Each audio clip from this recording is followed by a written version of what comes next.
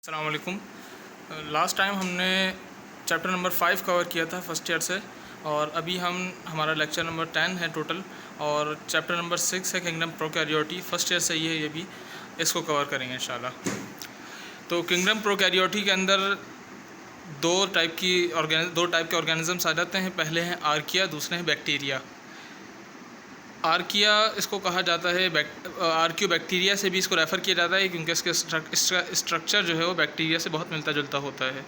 और मैं आपको पहले बता चुका हूँ कि जो किंगडम सिस्टम है ये थोड़ा सा प्रिमिटिव हो चुका है।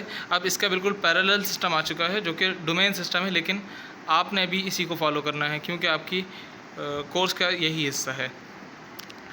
खैर आगे चलते हैं, बैक्टीरिया को देखते हैं। बैक्टीरिया की कुछ डिस्कवरी है। डिस्कवरी किसने की थी? Antonie van Leeuwenhoek. Antonie van Leeuwenhoek ने इसकी डिस्कवरी की थी। 1673 ईयर था, तकरीबन ये 17th सेंचुरी बनती है। फिर देखिए इसका साइज़ कितना होता है। 0.2 माइक्रोमीटर से 0.2 माइक्रोमीटर तक इसकी ब्रेथ होती है, मतलब इसकी चौड़ाई जो होती है वो इतनी होती है। और इसकी लेंथ की अगर बात करें बैक्टीरिया की, तो वो 2 माइक्रोन से लेकर 10 माइक्रोन तक की इसकी लेंथ हो सकती है। अब डिफरेंट बैक्टीरिया होते हैं, उनकी डिफरेंट लेंथ होती है। बैक्टीरिया का सेल आपको भी मालूम है कि डिवाइड होता है, तो डिवीज़न के बाद जो सेल होता है वो थोड़ा सा छोटा होता है और उसके बाद जो है सेल बड़ा होता चला जाता है। तो ये भी इसकी लेंथ डिपेंड कर रही होती है। और कुछ बैक्टीरिया ऐसे होते हैं कि जो बहुत छोटे होते हैं, कुछ होते हैं जो नॉर्मल से बड़े होते हैं। तो एक एवरेज लेंथ आपके सामने लिखी है, एवरेज लेंथ और एवरेज ब्रेथ। इसको हम मेजर करते हैं माइक्रोन के अंदर। इसी वजह से इन ऑर्गेनिज्म इसको कहा जाता है, बैक्टीरिया को ख़ास तौर पे माइक्रो ऑर्गेनिज्म से रेफ़र किया जाता है। एक टर्म रेफ़र की जाती है बैक्टीरिया के लिए, माइक्रो ऑर्गेनिज्म। और देखिए माइक्रो ऑर्गेनिज्म के अंदर क्या क्या चीज़ें हम ऑब्ज़र्व करते हैं या माइक्रो बायोलॉजी के अंदर पढ़ी जाती हैं, या जिन चीज़ों को माइक्रो ऑर्गेनिज्म कहा जाता है उनके नाम आपके सामने लिखे हुए हैं। सबसे पहले बैक्टीरिया। बैक्टीरिया क्योंकि इसकी मेजरमेंट माइक्रोमीटर के अंदर होती है, इस वजह से इसको माइक्रो ऑर्गेनिज्म कहा जाता है। उसके बाद आर्किया या आर्कियो बैक्टीरिया, और फंगस को भी माइक्रो ऑर्गेनिज्म के साथ रेफ़र किया जाता है। उसके बाद एल्गी, प्रोटोज़ोआ।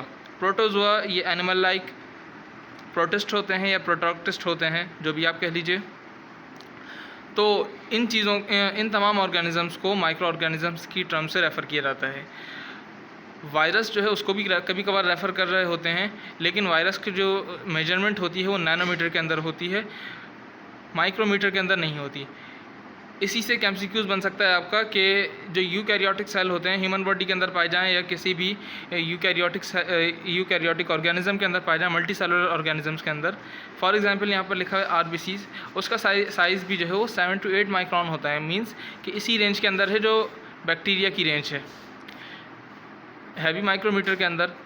तो इसको माइक्रो ऑर्गेनिज्म से रेफ़र क्यों नहीं किया जाता? तो ये भी इसका एक एमसीक्यूज़ बन सकता है।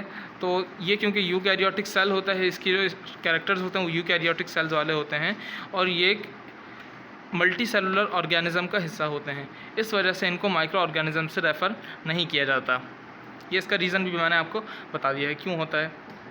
स्ट्रक्चर ऑफ बैक्टीरिया को देखेंगे थोड़ी देर में, इसके बाद थोड़ा सा टॉपिक कवर करेंगे, उसके बाद इसको देखेंगे। ये देख लीजिए कि बैक्टीरिया का जो स्ट्रक्चर होता है वो प्रोकैरियोटिक सेल है।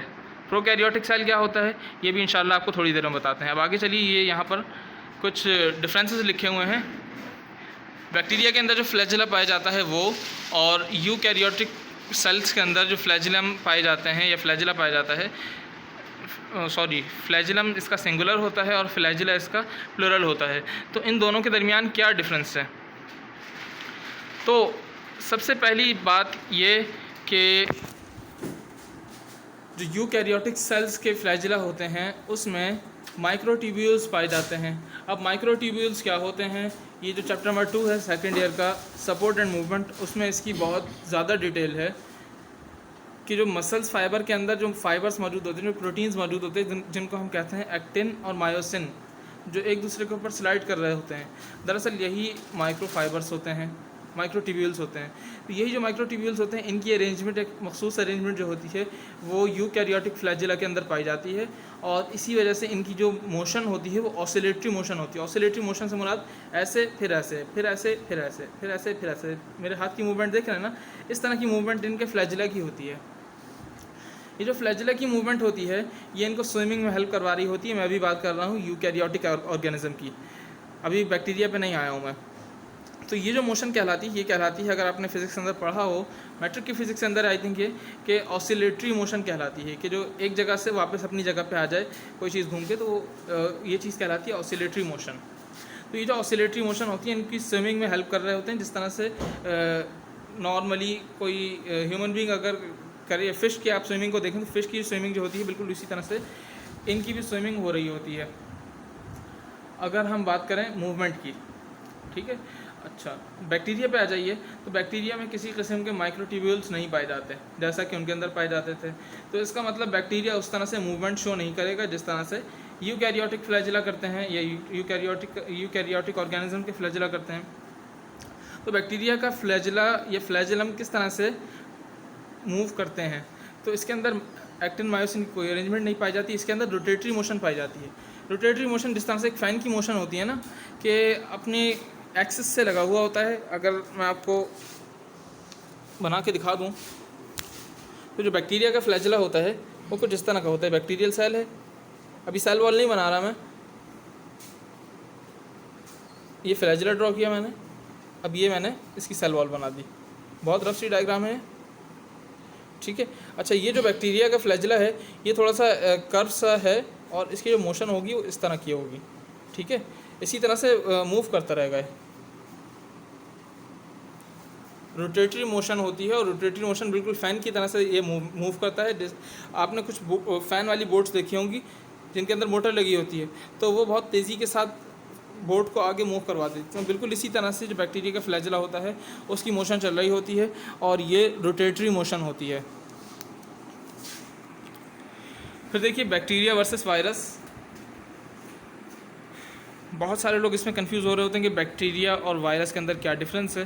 तो डिफरेंस आपके सामने यहाँ पर लिखा हुआ है कि बैक्टीरिया एक प्रोकैरियोटिक सेल है, जिसके जो है तो थोड़ा सा प्रिमिटिव सेल, लेकिन जितने भी सेलुलर फंक्शन हैं उसको कैरी कर सकता है और अपना नंबर खुद ब खुद बढ़ा सकता है। अगर उसको न्यूट्रिशन अच्छी प्रोवाइड कर दी जाए, कंडीशंस अच्छी दे दी जाएँ, तो बैक्टीरिया खुद अपना नंबर इंक्रीज़ कर सकता है। और जितने भी सेलुलर एक्टिविटीज़ होती हैं वो बैक्टीरिया के अंदर पाई जा रही होती हैं। सेलुलर एक्टिविटीज़ क्या है? रेस्पिरेशन, कभी कभार फोटोसिंथेसिस भी इसके अंदर हो जाता है, और डिफरेंट एंजाइम्स इसके अंदर प्रोड्यूस हो रहे होते हैं। इसके अंदर ट्रांसक्रिप्शन हो रही होती है, ट्रांसलेशन हो रही होती है, रेप्लिकेशन चल रही होती है, और ये सब कुछ बैक्टीरिया खुद कर रहा होता है। जबकि अगर वायरस की बात करें तो वायरस के अंदर कोई भी सेलुलर ऑर्गेनिल्स नहीं पाए जाते। तो इसके अंदर इसका जो स्ट्रक्चर कहलाता है वो ए सेलुलर स्ट्रक्चर कहलाता है, आपको लास्ट क्लास में भी बता चुका हूँ। वायरस को अपनी रेप्लिकेशन के लिए या अपना नंबर इंक्रीज़ करने के लिए कोई होस्ट सेल चाहिए। उस होस्ट सेल के साथ ही अटैच होगा, उसके डीएनए को हाइड्रोलाइज करेगा और ख़ुद कब्ज़ा करके प्रोटीन कोड्स बनाएगा, और उसके बाद अपना इस तरह से इसकी तादाद बढ़ जाती है। ये तरीका जो होता है ये कहलाता है रेप्लिकेशन। तो ये वायरस इस तरह से रेप्लिकेट कर रहा होता है। दूसरा डिफरेंस देखिए कि बैक्टीरिया की जो आउटर मोस्ट स्ट्रक्चर है बैक्टीरिया का वो सेल वॉल है, और वायरस के अंदर प्रोटीन कोट है। सेल वॉल की इसका अगर बायोकेमिकल एनालिसिस करें तो सेल वॉल अलग किस्म के मटेरियल से बनी होती है, और प्रोटीन कोट जाहिर सी बात है प्रोटीन से बना होगा। सेल वॉल का आगे जब टॉपिक आएगा जब देखेंगे। बैक्टीरिया अभी आपको बताया था कि तमाम सेलुलर एक्टिविटीज़ खुद कर रहा होता है, जबकि वायरस ये नहीं कर रहा होता। कुछ बैक्टीरिया जो है वो यूज़फुल होते हैं, कुछ हार्मफुल होते हैं। कुछ सिम्बायोटिक बैक्टीरिया भी होते हैं, कुछ को हम इंडस्ट्रियल यूज़ के अंदर ला रहे होते हैं, जबकि वायरस के साथ ऐसा कोई सिनेरियो नहीं है। फिल वक्त वायरस सिर्फ और सिर्फ डिज़ीज़ प्रोड्यूस कर रहे होते हैं, या इनको कभी कभार बायोटेक्नोलॉजी के पर्पज़ के लिए यूज़ किया जा रहा होता है एज अ वेक्टर। अगली बात ये कि बैक्टीरिया को ट्रीट किया जा सकता है एंटीबायोटिक से। तो कहीं बैक्टीरियल इन्फेक्शन हो जाए तो उस इन्फेक्शन को इजीली जो है वो उसकी सूटेबल एंटीबायोटिक्स देकर उसको कम किया जा सकता है, जबकि वायरस को एंटीबायोटिक से ट्रीट नहीं किया जा सकता। जिसका इम्यून सिस्टम स्ट्रॉन्ग होगा वो वायरस से लड़ सकता है, वरना वायरस के ख़िलाफ़ जो है कोई इस तरह की एंटीबायोटिक जैसे बहुत कॉमन ड्रग्स हैं, इस तरह की कॉमन ड्रग्स वायरस के ख़िलाफ़ नहीं हैं। एंटीवायरल कुछ ड्रग्स आ गई हैं अब, लेकिन इतनी कॉमन नहीं है जितनी एंटीबायोटिक्स हैं। ठीक है, अब आखिरी डिफरेंस मैं आपको बता रहा हूँ, ये लास्ट के दो डिफरेंस लिखे हुए नहीं हैं। आखिरी डिफरेंस मैं आपको बता रहा हूँ कि बैक्टीरिया ड्रग रेजिस्टेंस को प्रोड्यूस कर सकता है, ठीक है। और वायरस के अंदर ये कैपेबिलिटी अभी तक के देखने में नहीं आई है, हालांकि दोनों के स्ट्रेंस जो है वो डिफरेंट बन सकते हैं, दोनों के अंदर म्यूटेशंस होती हैं, लेकिन बैक्टीरिया जो है वो खुद से ड्रग रेजिस्टेंस रखता है और उसको प्रोड्यूस कर रहा होता है। तो इस वीडियो को हम यहीं पर ही एंड कर रहे हैं। इंशाल्लाह नेक्स्ट वीडियो के अंदर अगले टॉपिक्स को कवर करते हैं।